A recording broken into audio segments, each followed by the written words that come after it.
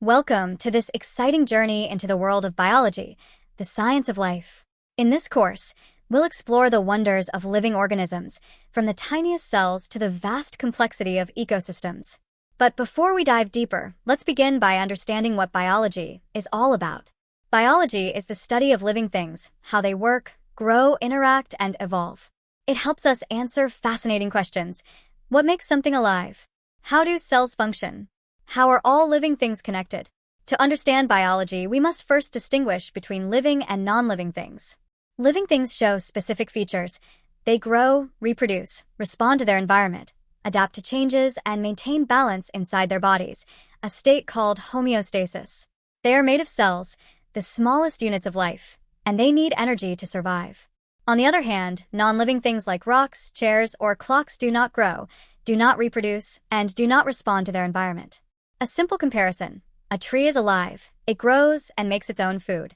A rock, though part of nature, does not perform any life processes. All living things share 7 main characteristics. They are made of cells. They use energy. They grow and develop. They respond to their environment. They reproduce. They adapt and evolve. They maintain internal balance. Understanding these traits helps us identify and study life in all its forms. Biologists also study life in terms of levels of biological organization. Life begins with tiny building blocks, atoms and molecules, which form organelles inside cells. Cells group together to make tissues, which form organs, which work together in organ systems. These systems make up an organism. But it doesn't stop there.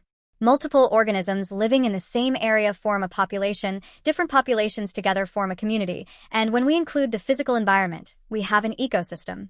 All ecosystems on Earth together form the biosphere, the global system of all life. In ecosystems, organisms interact with each other and their surroundings.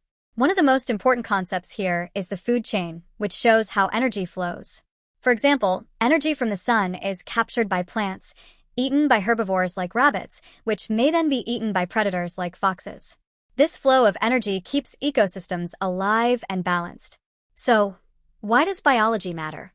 It's not just a subject, it's the key to understanding ourselves, our environment, and the challenges we face, like disease, climate change, and food security.